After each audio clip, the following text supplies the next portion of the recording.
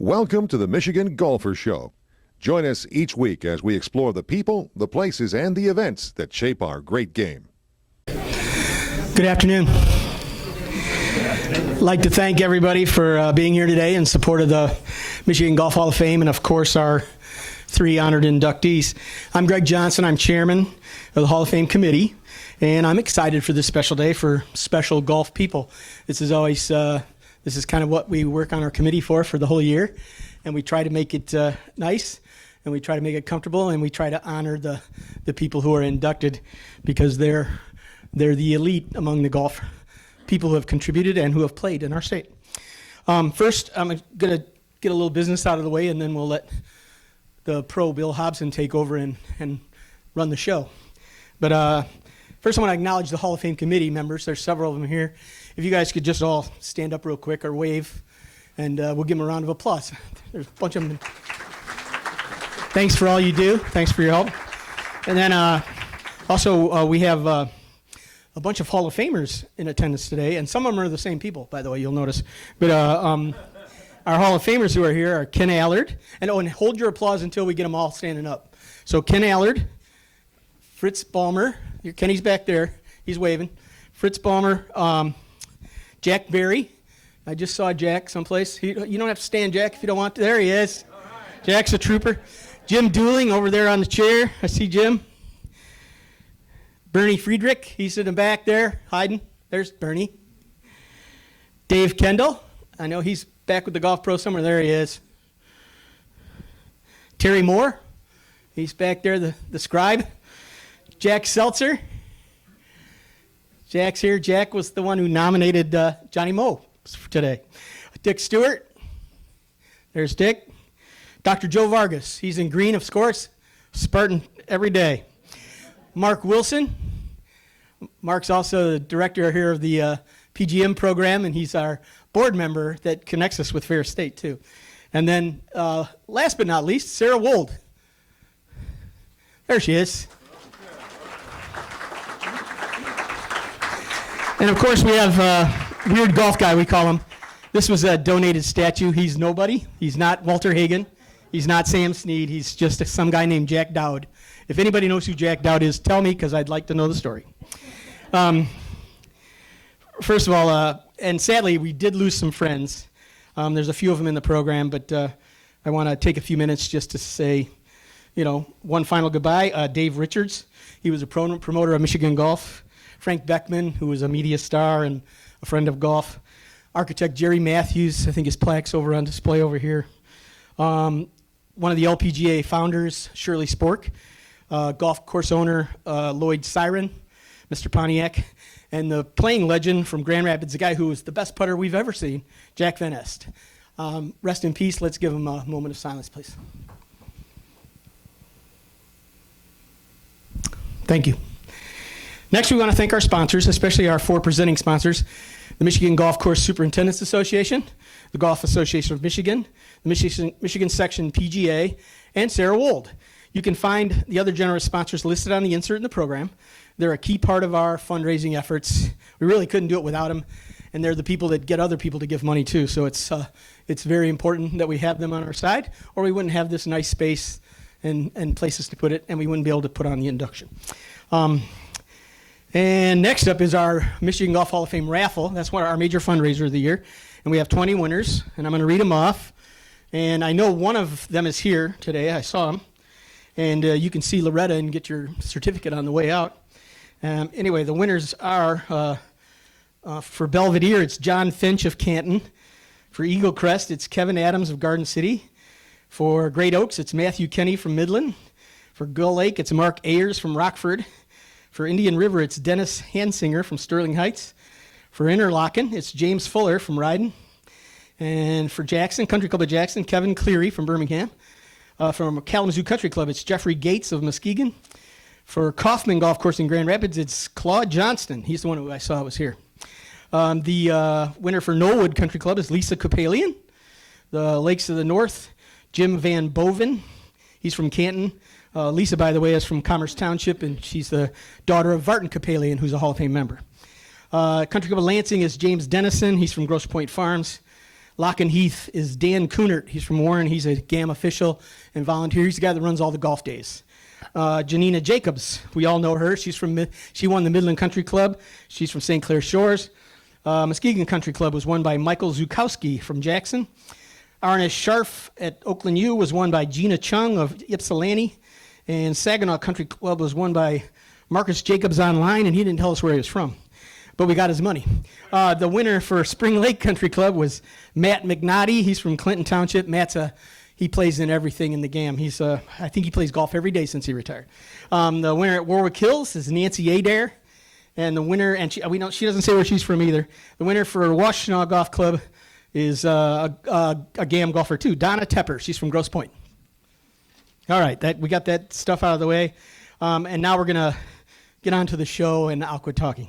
I want to introduce our host for the afternoon. You know him as the voice, and perhaps the voice of golf, but he's certainly for Michigan Golf Live. He's a multimedia platform guy. He's the tall guy we've all seen on TV, plays free golf everywhere, and gets free clubs. He's really got a good gig. Ladies and gentlemen, welcome Bill Hobson.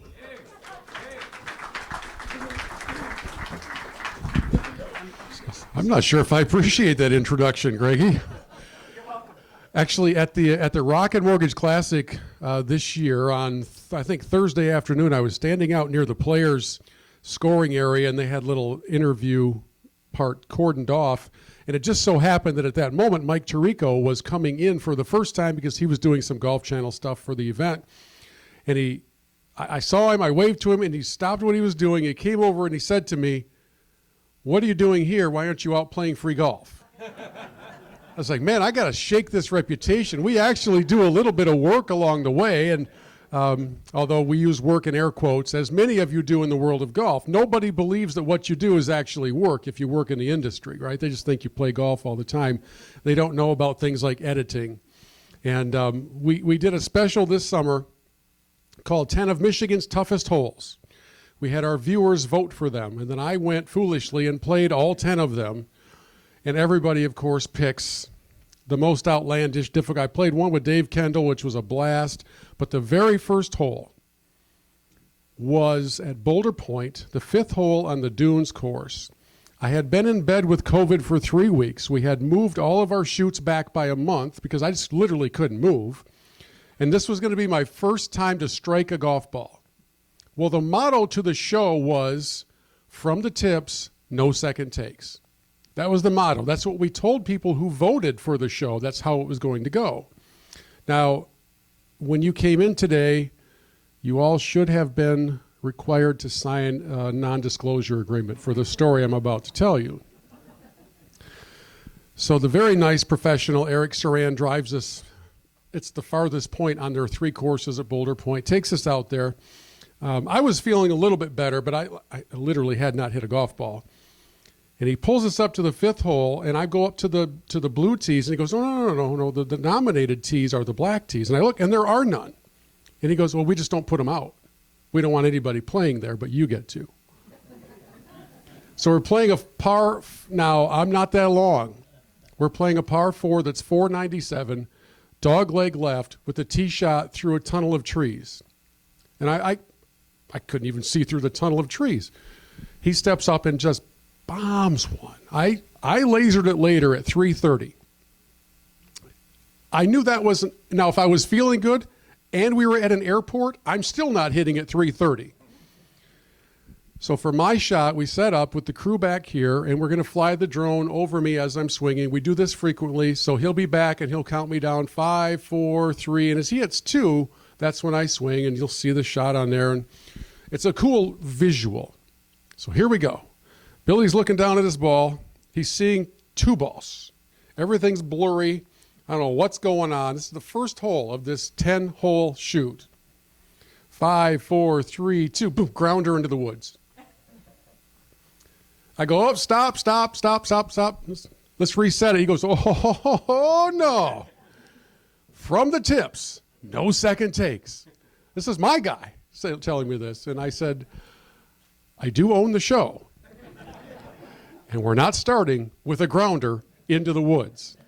And off we went on an adventure that, Dave, I'm so glad I was able to spend a little bit of that time with you. And We went from 497 par 4 to a 646 par 5 to all of these different things. So for those of you who like math in golf, the 10 holes added up to 4,800 yards.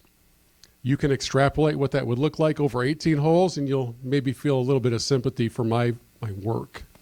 And Greggy, as you talked about those that we've lost this year, maybe it's because I get older. I've got a little grandson now and all those kind of things. I start to think more in terms of life, the big meaning, the big picture, the lessons we learn in golf and those things. And it was in September at Grand Hotel, where we were hosting our second of our 3 annual events up there, where along with the leadership of the hotel, we decided to do something different for our guests. We had about 60 rooms of guests, of viewers who come in and play with us for a couple days. We decided to invite in a special guest for the first time ever. And so we invited Jerry Matthews to come in, and he brought with him Paul Albanese, the wonderful golf course architect who did Sweetgrass and Sage Run, and they've worked together. Jerry gave Paul his start 1,000,000 years ago. And so at our opening night reception on the front porch on a night that Pure Michigan could not script any more beautifully, I was on a stage much like this, and our guests were enjoying a reception, and I kind of called them to attention, and I said, I want to introduce you to somebody here today. And many of our guests they're not in the golf industry, immersed in it like many of you. So I was introducing them to the legend that is Jerry Matthews. I mean, the Johnny Appleseed of Michigan golf. 100 course. I mean, that's just off the charts. One person, and the family legacy and all that. So I built up this big introduction. And when I finished, they gave him just a wonderfully warm, rousing ovation. And you could tell that it really mattered to this very kind man who certainly was not feeling at the top of his game. Gave him a nice wave, smile from ear to ear. And after that finished, Paul came over to me and he said, you have no idea what that meant. And he said, I know he's in the Hall of Fame, and he should be. He said, but he never really hears from people, because who knows a golf course architect when they walk by? I just don't know. And he said that was such a thrill for him and for his wife, Carol. How cool. Some of you will get some of those moments here today. And the moment that I will unfortunately remember for far too long is what happened 90 minutes later. Because Jerry left the front porch and he and his wife went to dinner. They were seated at the table of honor in the main dining room, which used to be where Mr. Musser would sit. My wife and I and the head pro from Grand Hotel went to dinner across the street at the Jockey Club, and Jerry passed away at the table in the dining room. And so it was less than 90 minutes from the rousing ovation until he passed on. So when I got word of that, myself and the pro and then Paul and his wife were dining in a different part of that giant dining room. So they had no idea what was going on. There were emergency responders everywhere, but it was 150 yards away and it was very quiet. So when I called Paul and I told him what was going on, he's like, what now? I mean, it just doesn't make any sense, right? It doesn't compute. So we walked down to the Islands Medical Center, where now Jerry's widow is sitting there in a state of shock, Carol, and she started just kind of talking. And she started talking about specific holes on the Woods 9 on the island, the back 9.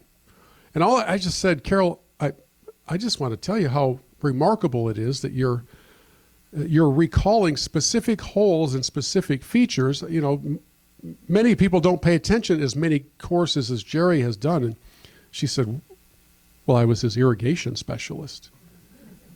That's how we met. I laid the irrigation on that back 9.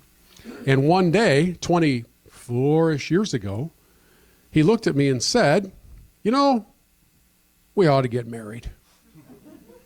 And she said, only if we do it here.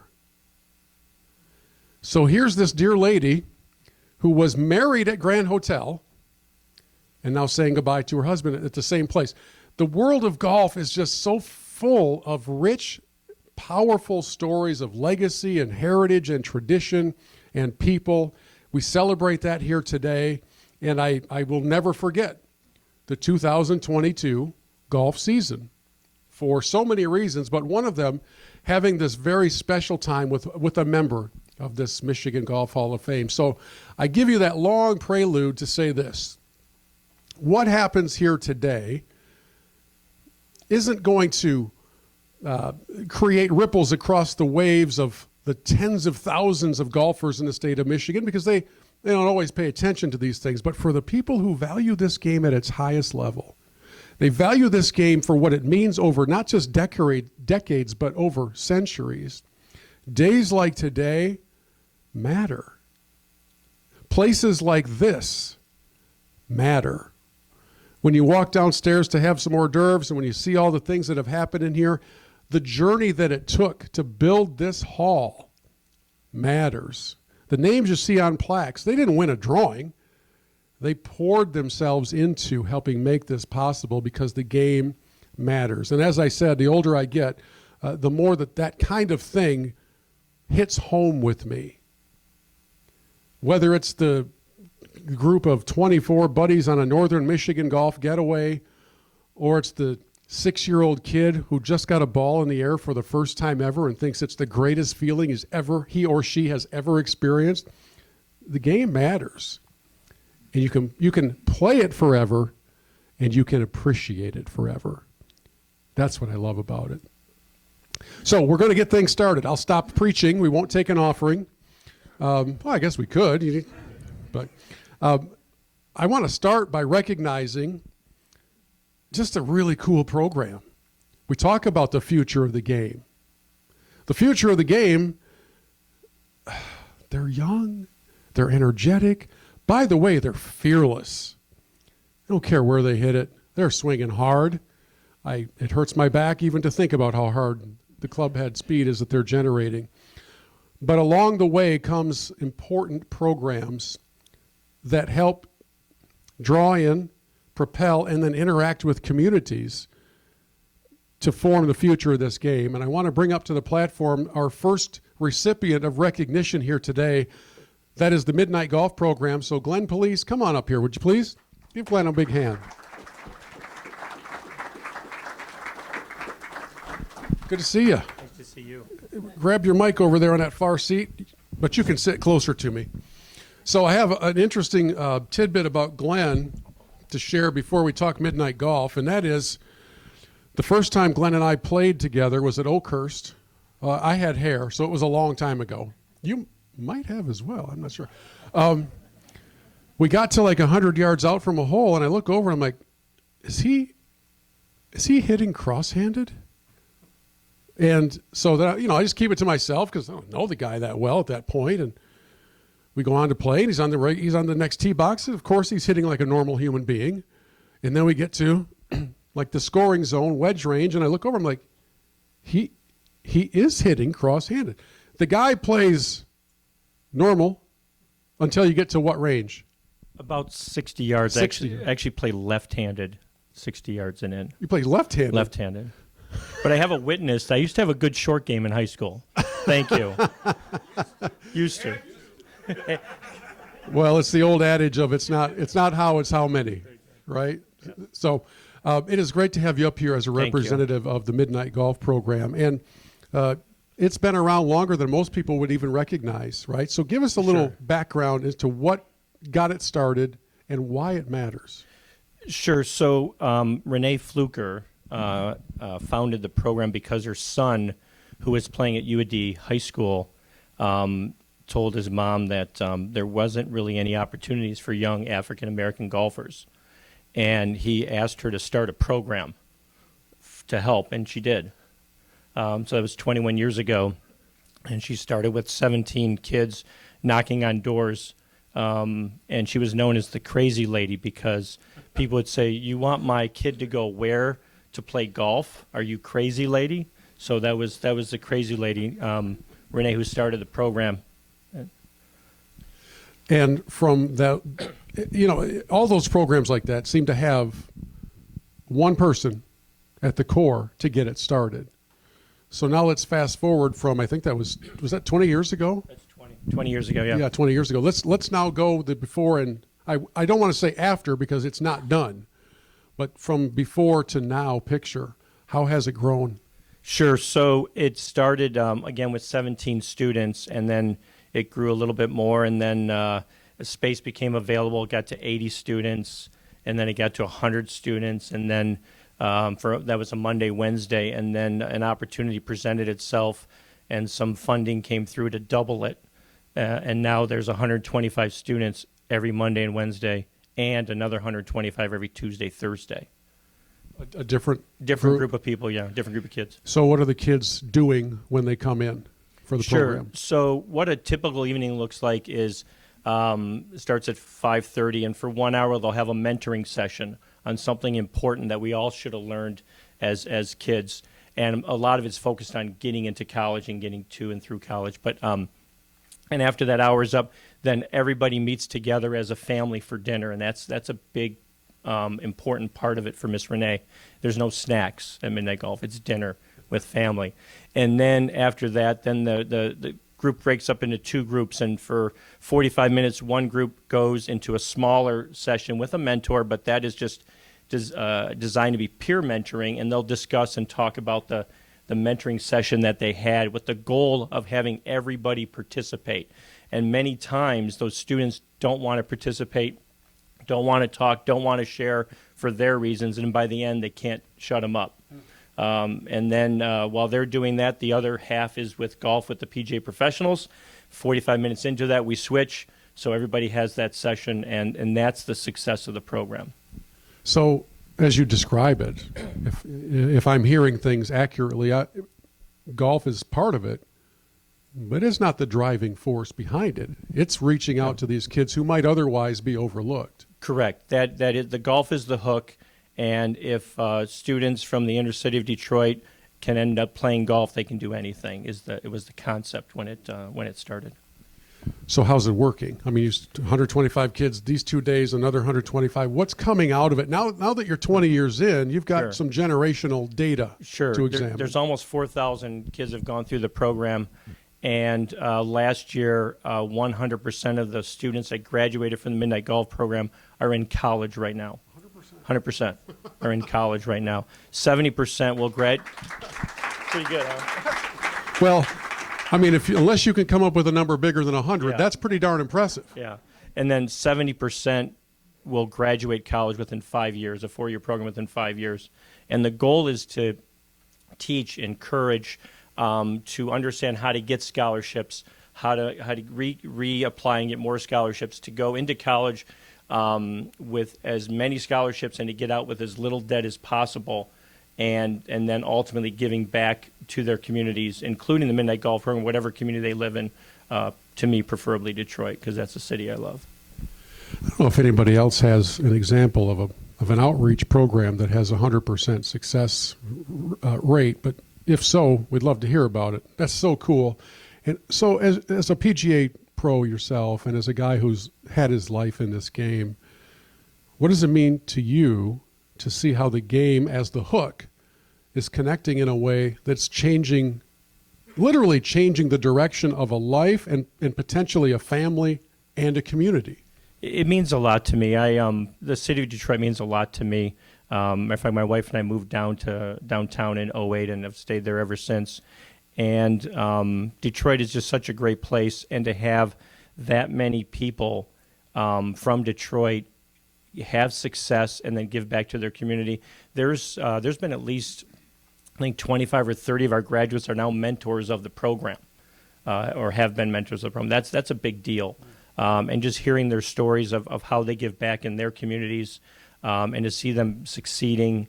When I saw them, 15 years ago or 18 years ago as a kid that never played golf, and what they're doing now today, it's really inspiring. Okay, so you have a room full of people here who love the game. What do you need? What needs do you have? Well, we need more space, and coincidentally, we now have a new home site. So Google Cranes, Midnight Golf, and home site, and you'll see a picture of a building a couple blocks from the Fisher Building. It's about 30,000 square feet. I believe it was a former WJBK or maybe public broadcasting, you'll see the big dishes on top. So it's about a 30,000 square foot building that's just started to be renovated, hopefully be ready in a year, so we can have some really good space like this to be teaching golf in and for the programs to be successful. Well, absolutely love it, and I'm proud to be part of presenting to the Midnight Golf program recognition from the Michigan Golf Hall of Fame. Thank you for representing and for what you're doing in the lives of young people. Ladies and gentlemen, welcome in the Midnight Golf program.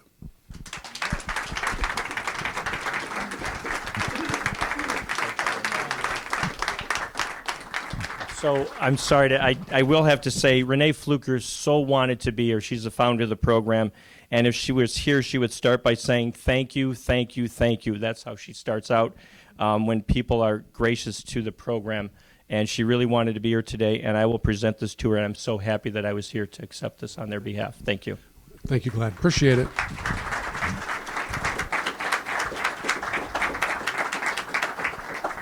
Ah, that is so cool. So from a program, we go to people. People. Apparently, I'm going to begin stuttering now for the first time in my life. And, man, it's fun to recognize those who have invested their lives in this game. And I would like to encourage you to welcome to the platform from beautiful Grand Blanc, from Warwick Hills, Jen Brody. Come on up.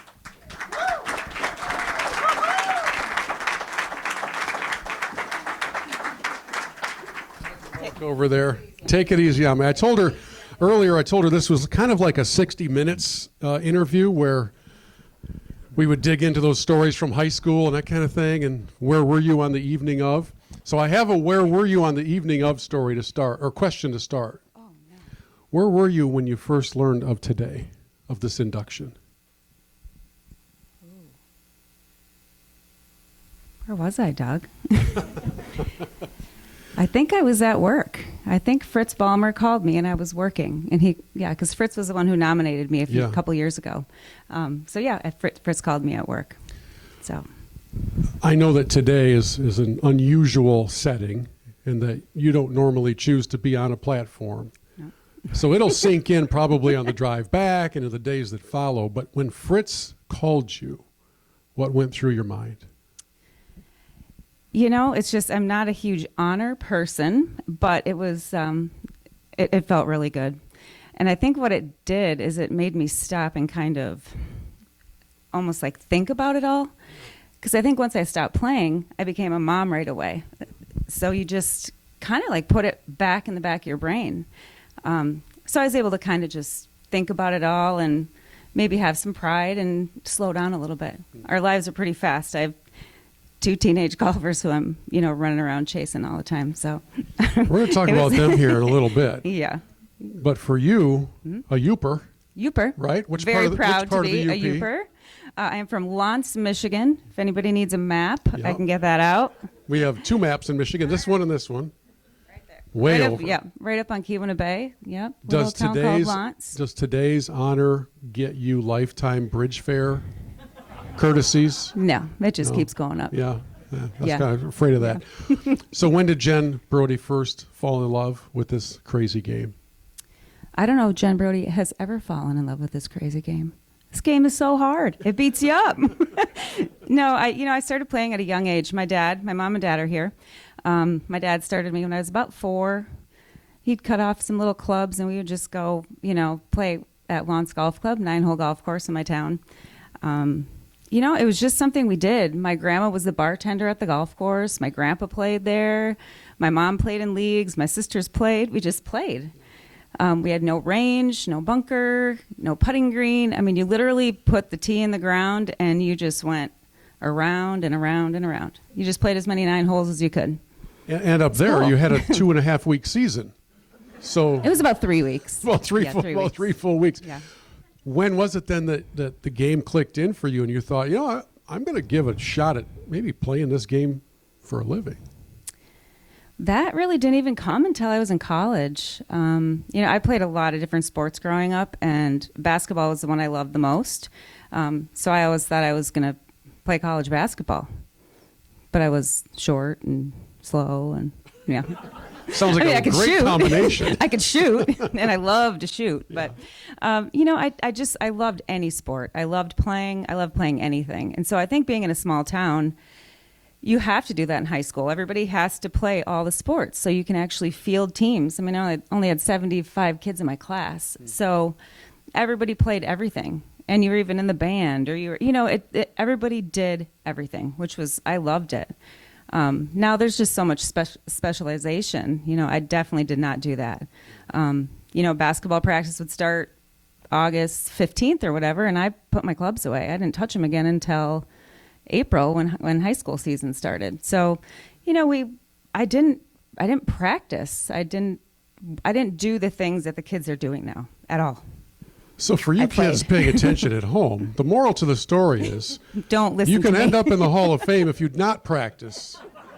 That does not mean I didn't practice eventually. Eventually I practiced. So you gotta fill in that story a little bit, because right now we all hate you because you're really good at golf and you don't practice. Here we are out there beating buckets of balls, and we're not getting any better. I will take that back. We did hit balls. My dad and I would go. There was a small section at the end of the golf course. It was about 150. We could hit about 150 yards, and we would shag. So we would hit them. We got to go pick them up. So you better hit them straight. It's a lot easier to pick them up if you hit them straight. So, you know, I did practice like that, you know, practice wedges, and, you know, not a lot though. I mean, we just, like I said, we played so many holes of golf growing up. And then when it was also cute boys played. So we would play, you know, and play 9 holes.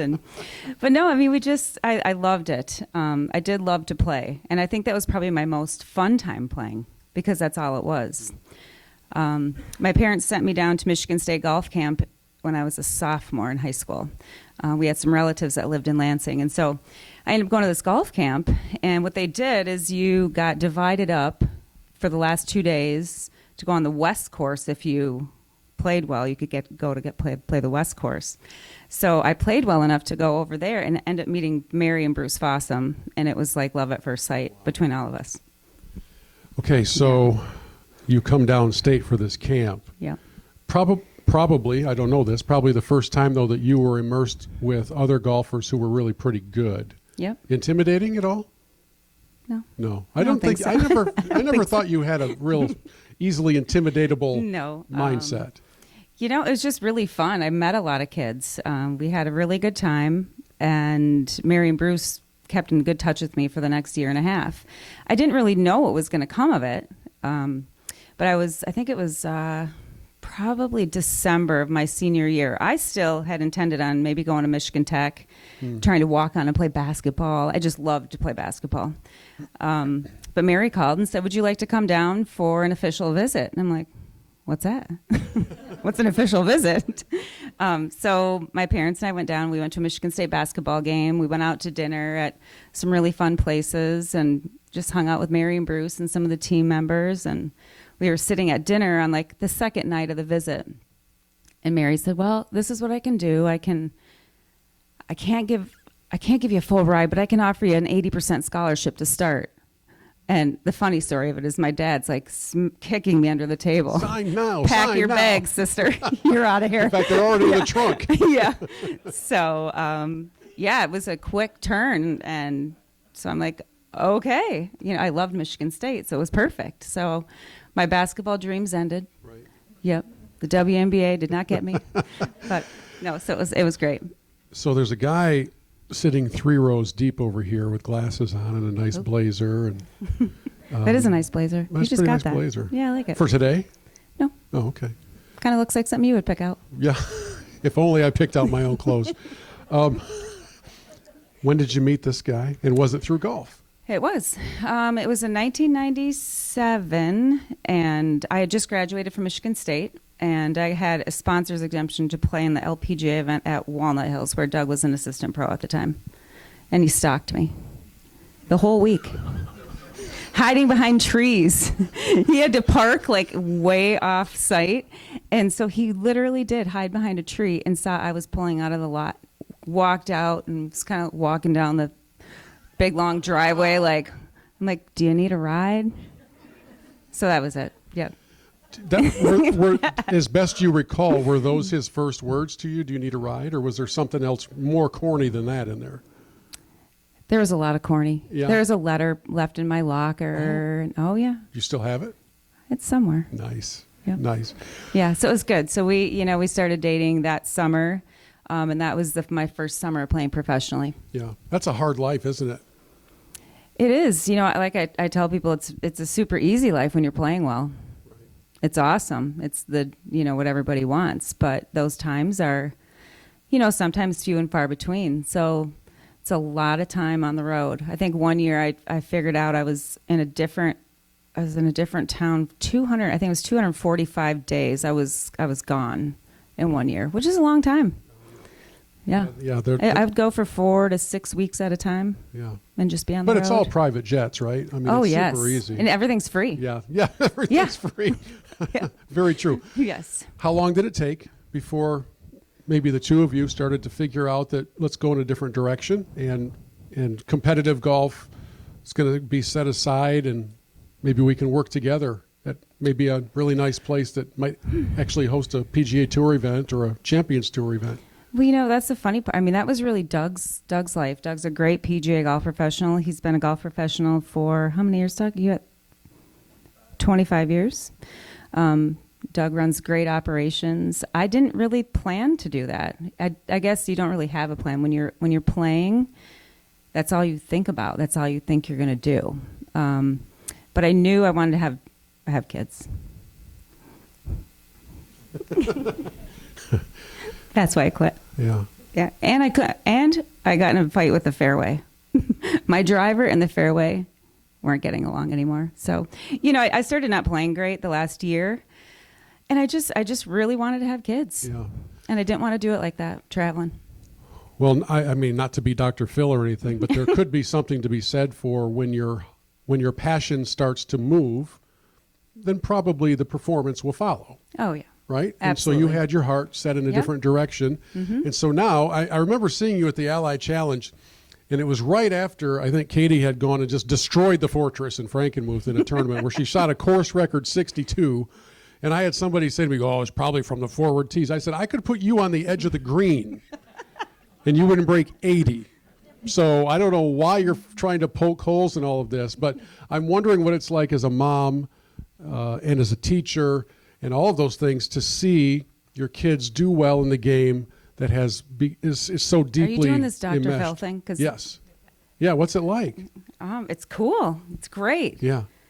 I mean, it's so fun watching them. Kate just won the Division I state finals yesterday. So, I mean, we're nice. like, yep. Her brother Ty, he came and supported her. But he wants to beat her brain when they play. Yeah, they play so hard against one another. Yeah. I mean, they're so competitive. It is so fun to watch. It's very difficult to parent at times because the competitiveness is insane. That they play for a stupid amount of money when they play. They press, they air press, they double press, they fight, they throw the money at each other when one wins. I mean, I was like, okay. Payment has to happen the day of the bet. None of this lingering over. You had to make payment rules? Yeah, so they both have like Cash Is that App and NIL Venmo. Are they playing with NIL money? I just now, want it or like what? done right away. Like just come on. But no, they're great. I mean, they're both so much better than I ever was. Are you insane. Are you a nervous spectating mom? No, I'm not normally. Yesterday I got a little nervous. Kate was a couple shots up with 3 holes to go, and a girl made 3 birdies in a row that she was playing with. Oh. So her lead on the last hole was 1. I got a little nervous there. My stomach felt a little in knots. But, I try to take the approach with them. There's really one outcome. You're either going to win or you're not. And I know second and third and fourth, those are important. But really, like, you're not going to win a lot in golf. So sometimes you do have to change kind of your goals. You might have a bad first round or something. So I always try to be there for them and say, okay, so you're probably not going to win this one. So, like Tyler last year played here for state finals. He qualified as a freshman at regionals as an individual. He shot 80 the first round. he's got a little temper like his mother, and so he was having some fits out there. And so he wasn't going to win. And I said, well, here's what I want you to do. Pass as many people as you can tomorrow. Just pretend like you're in a race. See how many people you can pass. And that little stinker shot, he bogeyed his last hole, but he was 3 under going in the last hole, and he almost got himself into the top 10 after being like pretty far down after the first round. So I don't know. I just love seeing their grit. I love seeing how hard they play. I love seeing they actually love to play, which makes me happy that they love to play the game. So I hope they will play forever. That's so cool.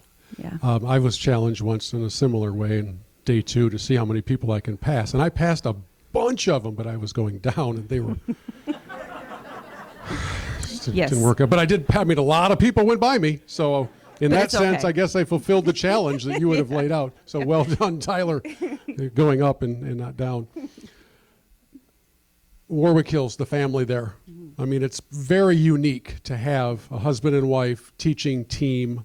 What's that family come to mean to you and your family over these years? Well, they've been so good to us there. Doug got the job at Warwick when Kate was like 2 months old. So I just had Kate, and he came home from a Scotland 10-day trip or something and said, I'm going to apply for the Warwick Hills job. And at that time, we were living in East Lansing. I'm a Spartan. I love East Lansing. I'm like, oh, my gosh, I have a 2-month-old. And now we're going to move to Grand Blanc, Michigan. It was a bit of an adjustment for me, I'll be honest. But once we got into the club there, people just welcomed us with open arms. They needed some change. Doug really created a lot of programs for women, for kids. I mean, we have 120 kids in our junior program. It has become a place that has really evolved with including everybody to play at kind of whenever they want to play. We have no tee times there. People just show up and they play, and it's a pretty busy, active place. And they've allowed us to let the kids play unlimited there. So we're treated like members. We're not members. There's kind of like that sticky little thing, but they've been great to us. Yeah, the kids play there, practice there, and it's given them a lot of opportunities to do what they want to do. I mean, we don't push them. We don't tell them that they have to play. They've just had this playground where they could go play. And actually, Tyler, for the first couple years during junior golf, thought we owned the place and didn't have to pay for anything. So at junior golf, they'd stop at the halfway house, and he'd say, yeah, I'll just get it all. Just sign for it. I'm just going to sign this thing. I got it. So finally, Paige in the halfway house was like, just so you know, Tyler is buying everybody's snacks during junior golf. And I'm like, Kate too, she told people when she's little, my mom and dad own Warwick. And I'm like, okay, listen, we do not own Warwick. We own a lot of shirts that say Warwick, but that's about it. Well, if he keeps signing the tab in the halfway house, eventually you might. So, gosh, I know. Last question for you. Mom and dad are here. How cool. Yep. You know they're proud of their little girl. There's no doubt about that. When you think about this plaque that I'm about to put into your hands, what are the faces and the names that come to mind that you want to say thank you to? How long do you have? I got nowhere to go. Oh, geez. Definitely my mom and dad for getting me started. I have 2 amazing sisters who, they were older than I, much older. Oh, man. Actually, one of them made the trip down. She drove down from Lance today with her boyfriend, Chad. So, my family's been great. I've had great in-laws. My mother-in-law, Susie, is here. And I won't cry, but my father-in-law passed away in May. He would love to be here.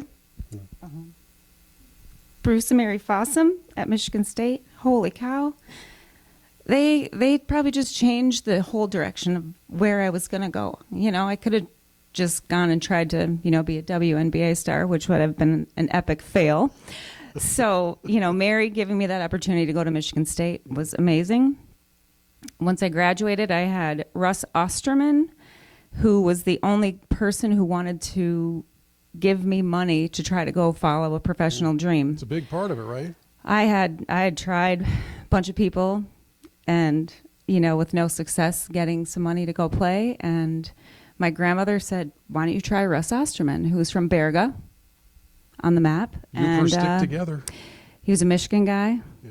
I wrote him a letter and said, this is what I'd like to do. And he called me 2 days later and he said, do you have anybody else giving you money? And so this was in January of 97. So I just graduated from college and I just want to play. At that point, I knew I wanted to play. And he said, I don't want you to get money from anybody else. I want you to be my horse. And what do you need? And I said, well, I probably need to get to Florida, start practicing. And he said, well, I said, I need a car. Mine's about ready to die. And he FedExed a check for $50,000. So I went from $2 to $50,002 in one day. And he said, let's go. And you manage the money. End of the year, we talk, and we do this all over again. And he was my only sponsor for 7 years. Oh, my goodness. Yeah. That's incredible. Yeah, pretty cool. Well, every time we have an opportunity like this to gather and welcome somebody into the Hall of Fame, we know this. Every story is unique, but every story has, as part of it, key people who came along and did something they didn't have to do. He didn't have to do that. He would have been just fine if he didn't do it, but he did it. Same thing that it was Glenn talking about the midnight golf program. Somebody had to start it, the crazy lady did. Mm-hmm. And it'll be true for the rest of our guests. And I'm so glad for those moments where people do things they don't have to do because they change lives. And that's what happened for you. Yeah. And now you're involved in changing the path of others, whether they're in golf, whether they're in your household, or wherever you come in contact. So thank you for sharing. And welcome into the Hall of Fame, Jen Brody. Thank you.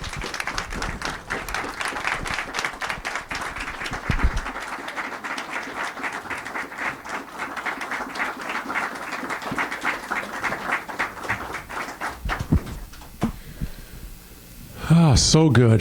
Now I'm going to have to watch out for Doug hiding behind trees everywhere I go.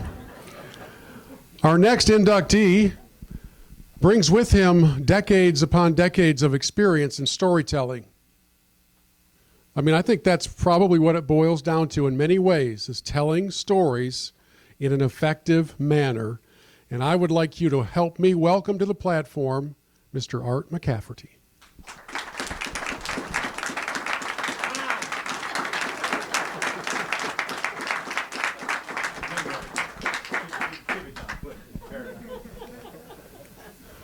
He's insisting you remain seated. Come on up, Art. How does this thing work? Have a seat. You ever seen a microphone before? Yeah. Well, you know, I have never been interviewed. 57 shows up on the internet. I've never been interviewed. I know. Like I said, now you know. 57 shows online, and I've never been interviewed. I've always been behind the camera. So if this goes badly, it's your first time. that's right. They have to give me another shot. Okay. So I might be the first double. You know that could happen. And now here for the second time, Art McCafferty.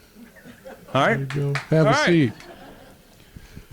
Oh, Bill, good seeing you again. It was good to see you too. And I am wondering when you first felt the bug to be a storyteller, and was it golf at the very beginning for you?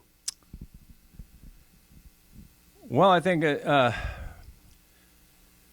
was working in Grand Rapids as working for Phil Runkle, who was a great superintendent. And I started writing Terry Moore. I met Terry Moore. Terry Moore, we became friends. And we both had a great sense of humor. I think we really liked each other. And so we wrote two joke books. One was called an educational joke book, and another was a golf joke book called The Front Nine and Back Nine. And I had the printer called me up and said, "Hey, you know, you have this thing, the back nine, upside down." I said, "Well, yeah, front nine, back nine, you know." So I started at that time getting into kind of the published movie. We sent some articles to Golf Magazine, and at that point when we were just and also a gentleman from Grand Rapids Press, and I liked the feeling of getting published. It was kind of fun. And then I received a second fellowship from the Mott Foundation. I was an educator, and I was able to go to finish my doctorate at the University of Michigan. And at that time, I had a terrible smoking habit, and it was a little bit too big for my britches, ladies and gentlemen. And I ran into a colleague of mine, Mike Duff, who was also a Michigan Golf community education president at one time. Mike, stand up. I told you, if you come up here, I'd introduce you. There he is, raising his hand. He's shy. But Mike Duff, he got me into running, and that really changed my life. And at Eastern Michigan University, I was, after I finished my doctorate, I went to Eastern Michigan University. I was in charge of off-campus programming for Southeast Michigan. I had an office in Jackson and Flint and one in Monroe. And I got into running so much that I kept going to these races, and I wanted to know where I could find, where are these races being held across Michigan running. So Mike and I got together. We decided to publish the Michigan Runner. The Michigan Runner was a hit. I mean, this thing just took off. See, it could have been a page and a half. I mean, everybody. It was a running movement. It was going great at that time. Frank Shorter, Bill Rogers were the stars at the time. And so we just started pumping this Michigan Runner out. So it was very successful. And then at that point in time, we said, well, what about skiing? Yeah. Well, what about skiing? So we had started with the Great Michigan skier, then finally the Great Lakes skier. We always expanded when we ran out of advertisers. That goes, Bill. Well, let's do some Texas shows. Hey, let me take some notes real quick. Well, I'll give you this. I'm down at Innisbrook, which you know very well. You did a film for him. I turned on the TV, and I saw your show in there. Done very well. They asked us to come cure insomnia for their guests, so I did a show. Was well done. Anyway, so we started the skier, and then I started thinking about a golf publication, and I told Mike, I said, I got this buddy in Grand Rapids. His name is Terry Moore, very funny guy, but he's got a hole in one with a 1-iron. Come on, give it up, right? A 1-iron, a hole one with a 1-iron. So anyway, Terry beat me to the Michigan Hall of Fame by about 10 years, and but he handled our Michigan golfer in print for 20 years. I don't know, but it was he was the steward of it, and it was a great publication.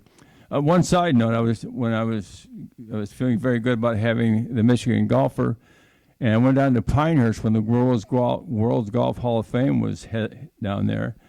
And I spotted a publication called The Michigan Golfer, and it was like in the 40s or 50s. And then also in the Oakland Hills memorabilia area, there was a photograph of Al Watrous on a magazine called The Michigan Golfer and kind of the memorabilia. So I certainly wasn't the first one to use the Michigan Golfer.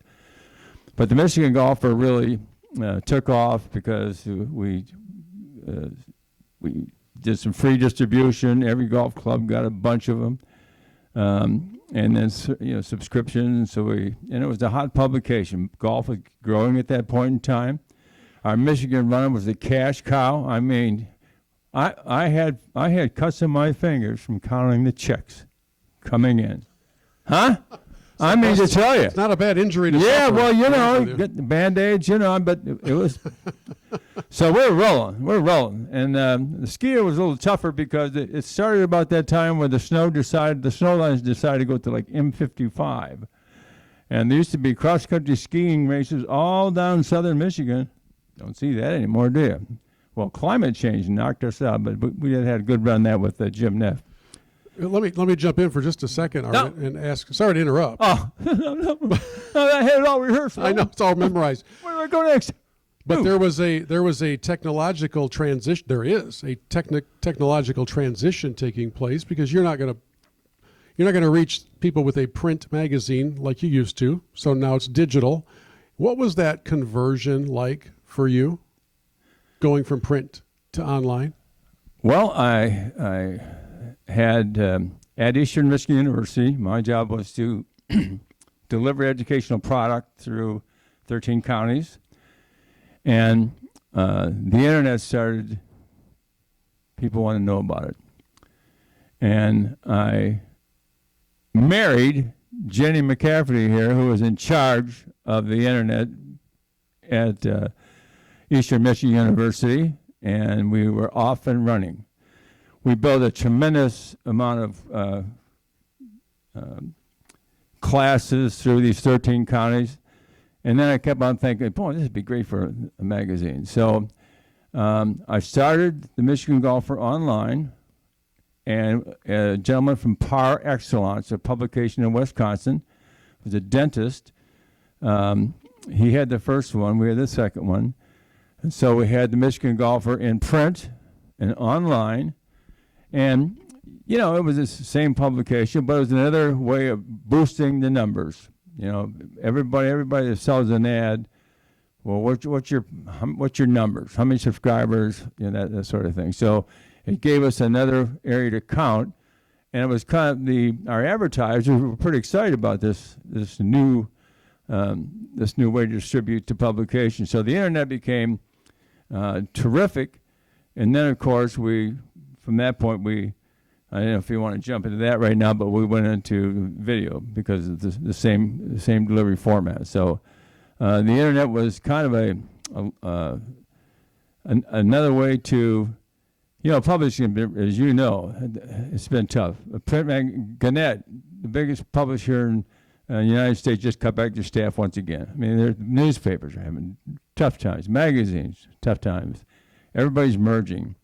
And Greg Johnson, a great writer from Grand Rapids, they bought him out, gave him there wasn't the big newspapers anymore. So the magazine, the same thing started having the golf magazines. I had formed with about 20 other publications throughout the United States. It's called Golfing USA. And at that time, we went up against the big books, Golf Digest and Golf Magazine. And we were doing pretty good. But again, this internet, Facebook started rolling in, and it just started eating up market share. People had a different way to go with their money. So it was, when I started calling on my clients, I started hearing these different things. And so I had to find another vehicle, and that vehicle was video. Well, one of the things that I've admired about your longevity in the golf world is nimbleness and an ability.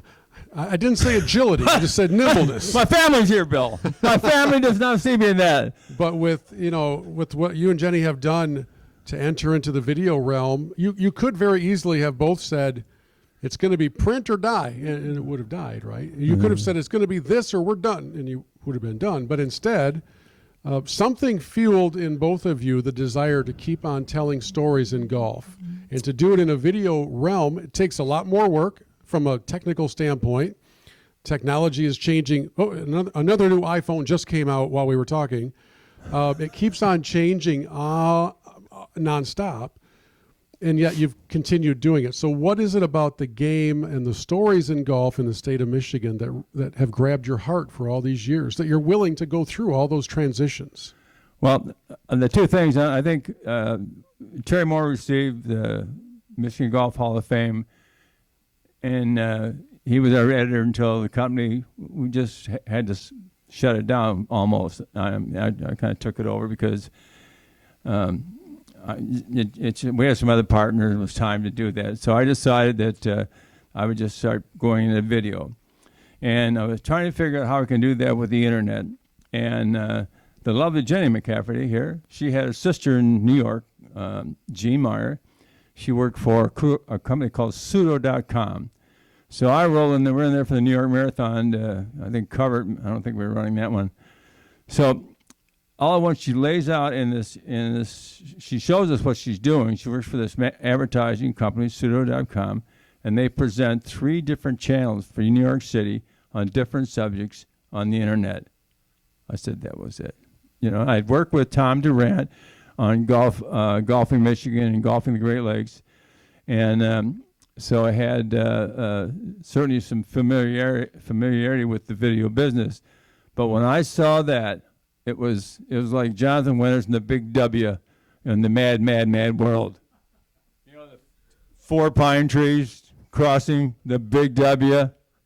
Well, there it was, and so we got involved with video, and it was a whole, obviously, as you well know, it's a tough business, but the advertisers who we need were so enthralled by this that the business was starting to roll. But it really started rolling and running. We had at one time 5 different channels on running, with a collective running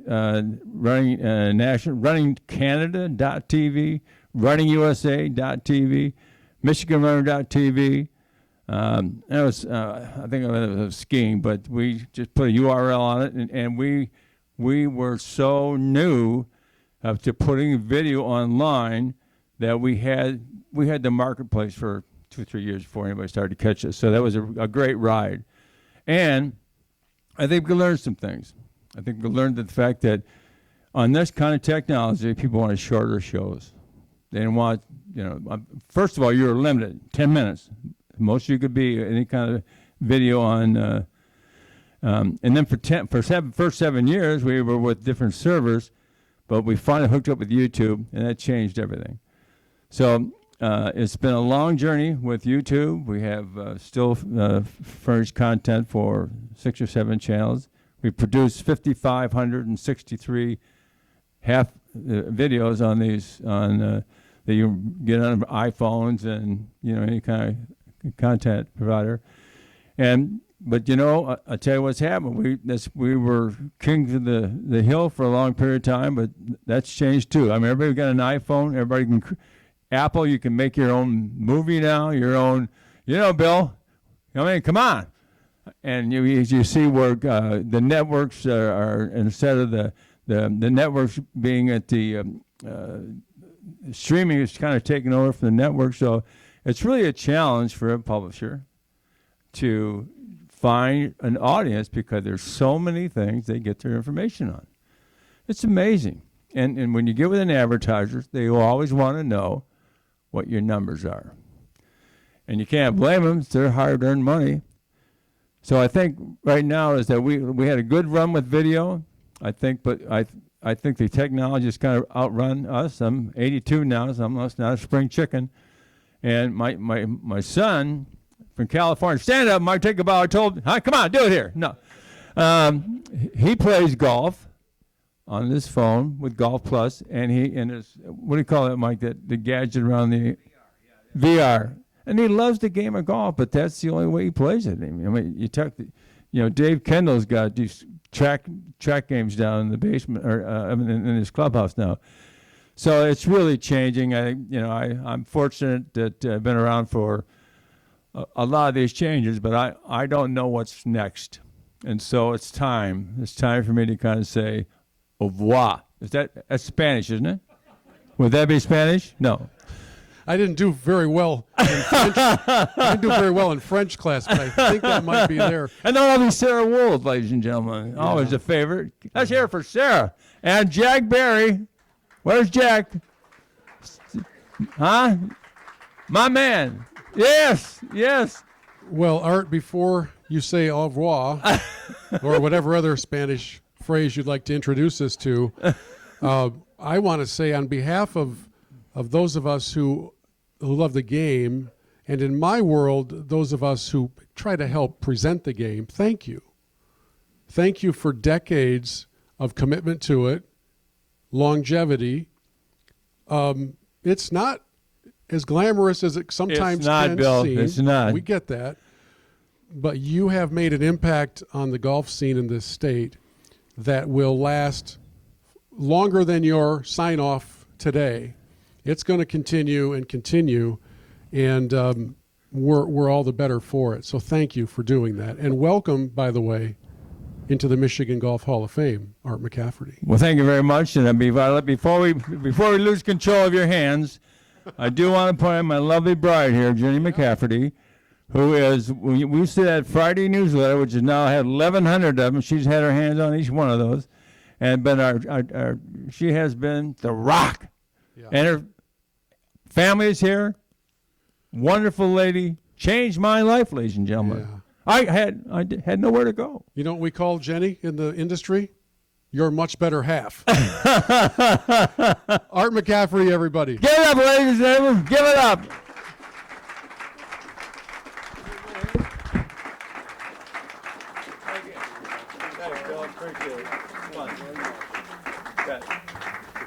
Pictures. Yeah, absolutely. Right over here. Okay. All right. Gary Morgan, our Olympian, Gary Morgan on our staff works for nothing. Well, hold the flag there, that'd be perfect, yeah. He doesn't take orders. Hold on, let me get there. Yeah, let's get there. Yeah. Are we good? I love it, that's great. Good stuff. Good stuff. One more hand, please, for Art McCafferty.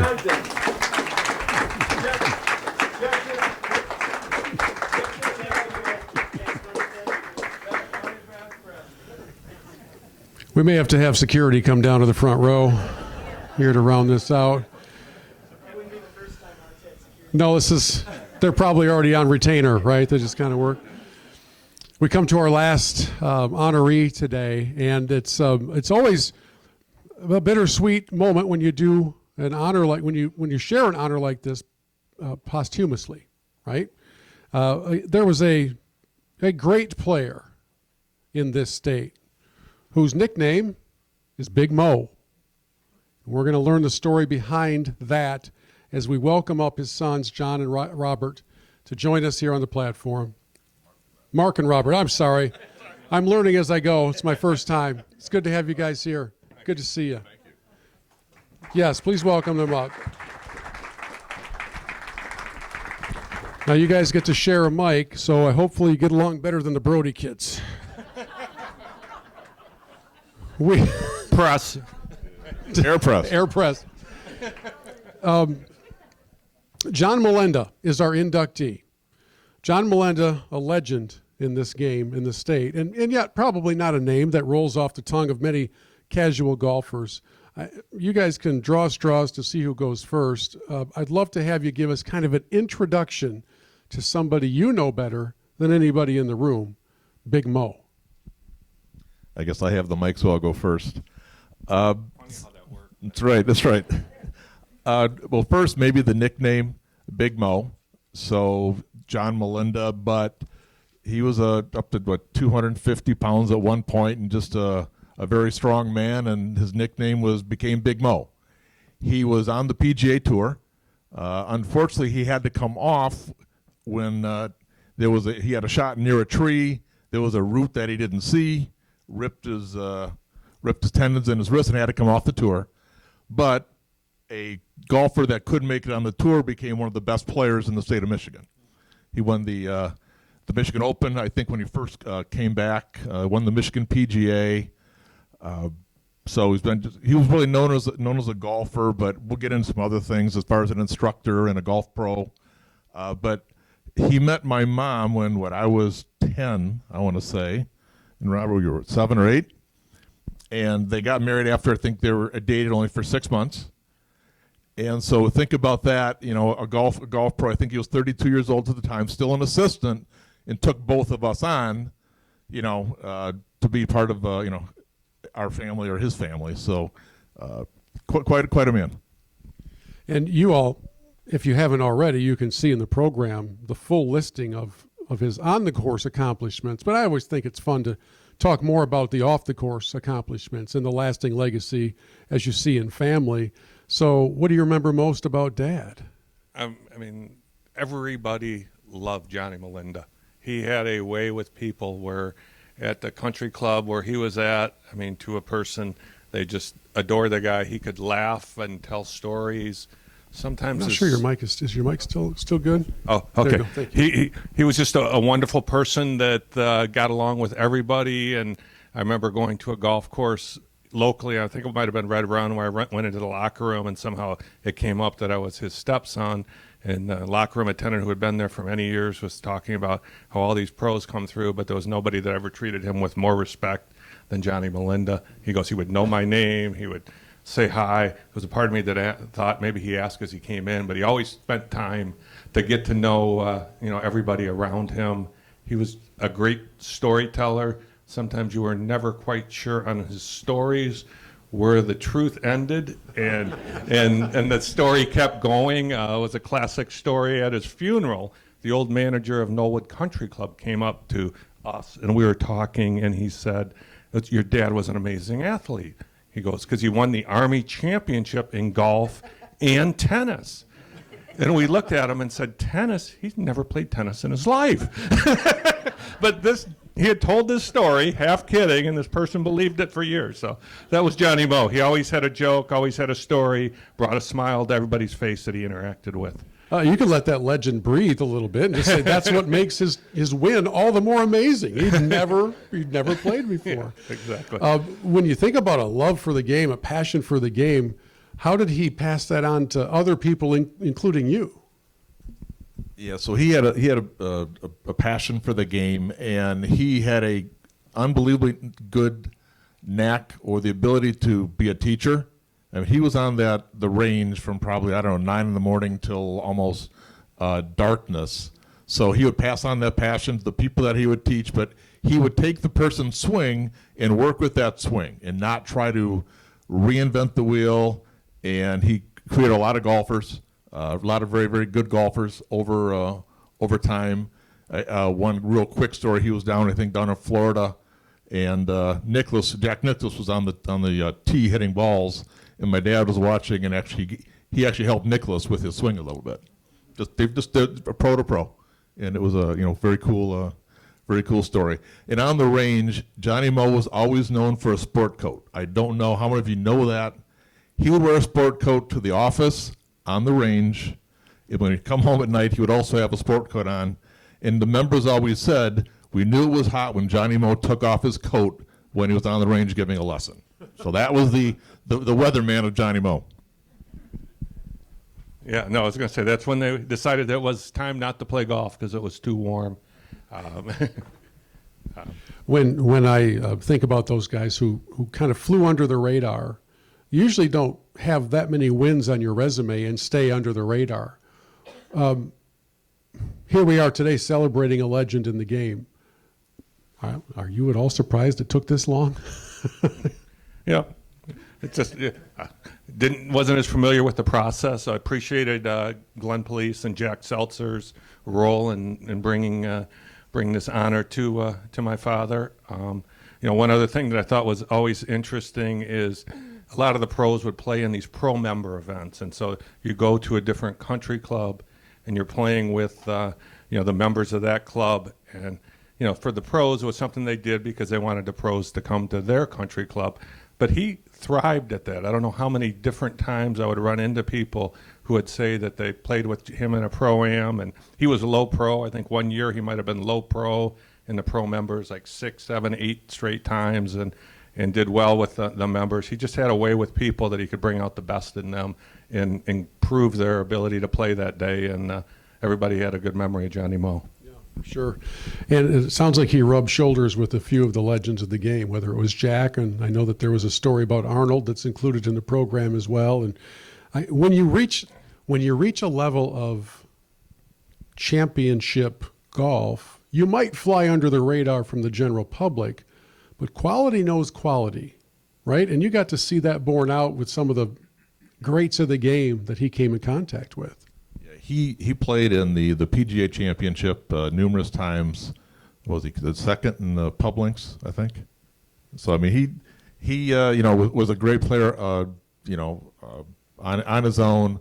But again, he did rub shoulders with some of the great players. Being on the PGA Tour, he came off, and as you said, sort of flew under the radar because he was so humble. even if he was still alive, he probably wouldn't ask or want to be part of this. That's who he was. But he would very much appreciate it. Will he be okay if we still give you the plaque? Yeah, I mean, one of my favorite memories was he played in the '72 PGA at Oakland Hills, and so as a 9-year-old kid, I'm getting to follow around and get to go in the men's stag room, and at the next table is Arnold Palmer. As a kid, you're sitting there, and I remember asking, Dad, could I get his autograph? And he's like, you can't bother him in here. And so I'm like, oh, shoot. And then I start thinking, then Arnold Palmer gets up to leave, and so I'm like, Dad, I have to go to the bathroom. And so as soon as he was outside the door, I got his autograph, and and he said that's at 9 years old. He goes, I knew the kid was going to be a lawyer. So You did wait until Arnold left the restroom. Okay, I just wanted to clarify on the etiquette level of things. So for you guys and for the family, what does a day like today mean to you? I guess I'll go first. It means a ton to us. My mom, Shirley, is over here, so she's here and she's very glad that this is all happening. But it sort of celebrates a lifetime. A lifetime of his dedication to the game, being a great player, but also a great teacher, a great mentor. For example, Glenn Pulice, who was up here, used to be one of his assistants. One thing that's not usually talked about very often is he was a great mentor of his assistants. They loved to work for him. Carl is here, used to work for him, and they always did well. Whatever the next thing they did well. They always had a great time working. But it's sort of a celebration of just a lifetime of golf. Actually, I belonged to Edgewood Country Club down in Commerce, and in 1958 he won the club championship as a 18-year-old kid, and so I can go in every day and see, his name on there on the plaque as a club champion. It's pretty cool. Yeah, it means everything. It actually means the most to me because I knew how much it meant to my mom. When she got that phone call, she was in tears, and so it's just been a wonderful thing. Any spouse of a golf professional, there's a lot of sacrifice that's put in. He would go into Florida in the winter, and that's kind of how he helped pay the bills. After being head pro at Knollwood during the summer, he'd go down in the winter and compete in tournaments and do well and help pay the bills. And she was, spending time with us, but very dedicated and supportive. Being a head pro at a country club takes a lot out of everybody, and so I'm just so happy for her that she's around and to sharing this great honor for him. I kind of feel like we should have your picture on this plaque as well. I really do. I always, it is teamwork. It is teamwork, right? Well, on behalf of the Michigan Golf Foundation and the Hall of Fame, thank you for helping us learn a little bit more about Big Mo. And on his behalf, we welcome all of you into the Michigan Golf Hall of Fame. Thank you.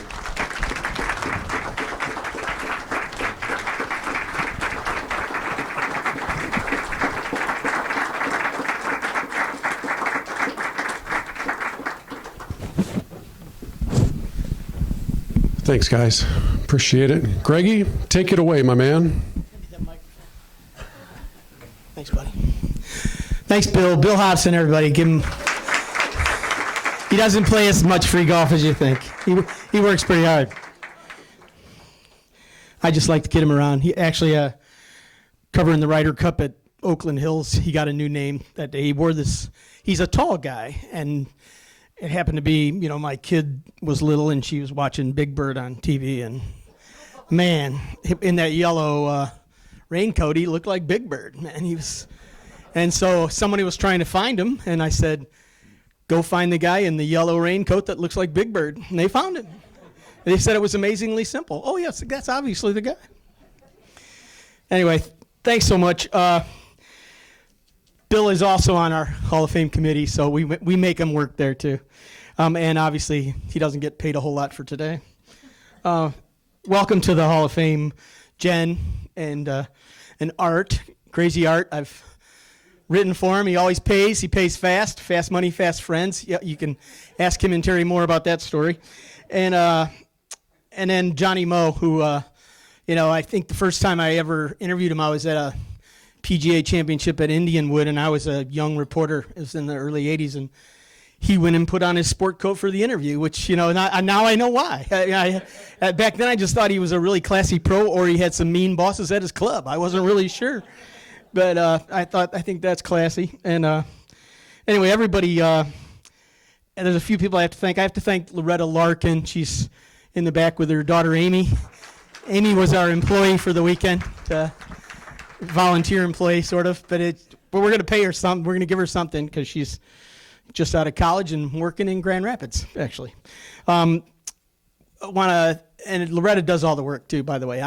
I just talk, and she does whatever I ask. And the pro here, Brian, is wonderful. He never says no. We call him the pro who never says no. So he helps us in many ways. He helped us with all this. Also, thanks to all the family and friends who traveled. I know this is not an easy place to get to, but it is our home. It's a Hall of Fame. Golf lives here. Golf goes on here. Golf is taught here. And we just think it's a great place. And thank you for making the sacrifices for your family. Thanks for being here. Thanks for loving golf. Drive really careful. We got a little bit of rain, but Tom Anderson, there's no standing water, so we can play through. And we're gonna manage. And golfers always, as long as the lightning doesn't happen, we keep playing. So there's no lightning. Play until the snow flies. Thank you.